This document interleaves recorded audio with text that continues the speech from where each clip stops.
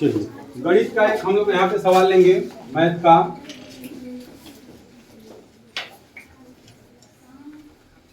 इस चैप्टर को आप लोग पढ़ चुके हैं ना? Yes sir.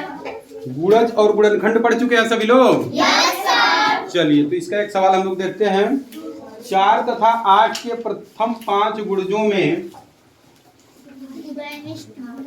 4 तथा 8 के प्रथम 5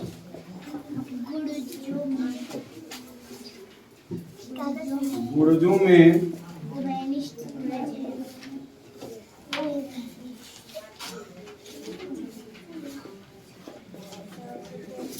उभयनिष्ठ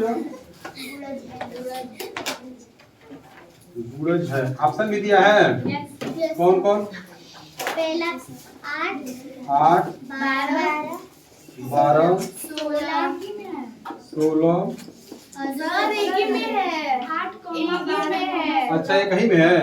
तो वैसे बोलो 8 12 16 बी 8 8 4 8 16 4 8 16 सी 8 16 8 16 डी 8 16 32 8। 16 32। देखिए मेरा कि 4 तथा 8 के प्रथम 5 गुणजों में उभयनिष्ठ गुणज है। पहली बात तो ये समझना होगा कि गुणज होता क्या है। अगर सारे लोगों को समझ में आ रहा है तो कोई एक बच्चा बताए कि गुणज होता क्या है। गुणज कहते किसको है? कौन बताएगा? हाथ उठाए, कौन बता देगा कि गुणज कहते किसको है? गुणज क्या होता है? ये पढ़े हो क्या? हाँ पहाड़ा, ये कर सकते हो ना। गुणज मैंने पहाड़ा, गुणज मतलब पहाड़ा। हमको लग रहा है कि बहुत सारे लोगों को आ रहा था लेकिन झिझक के मारे नहीं बताओ। यही सही है? गुणज मैंने पहाड़ा, जो टेबल पढ़ते हैं ना हम, उसी को गुणज बोला जाता है। और इंग्लिश में क्या बोला जाता है? मल्टीपल। उसी को इंग्लिश में क्या बोलते हैं? मल्टीपल। टेबल पढ़ते जाओगे, पहाड़ा पढ़ते जाओगे, जितना तक पढ़ते चले जाओगे आगे, सब उसका गुणज है।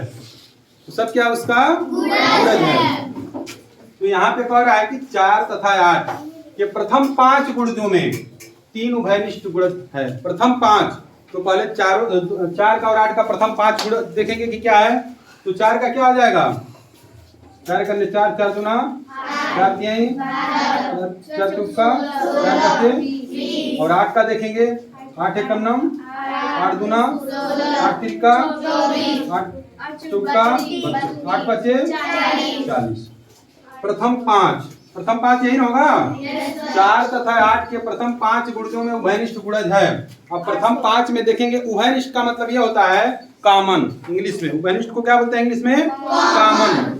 कॉमन का मतलब यह हो जाता है कि जो दोनों में समान रूप से आएगा या फिर मिलेगा।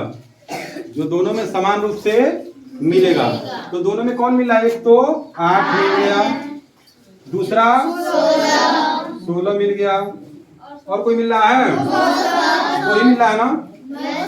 2 मिल रहा है। तो 2 कौन से ऑप्शन में है? सी वाले में है कि नहीं है? 8 और 16 सी वाले ऑप्शन में है, यानी कि सी वाला ऑप्शन इसका क्या हो जाएगा? सही हो जाएगा। तो गुणज का मतलब क्या होता है? पहाड़ा। गुणज का मतलब बात समझ में आ रही है? इस टाइप का कोई भी सवाल आएगा तो आप लोग लगा लेंगे। चलिए अगला सवाल देखते हैं।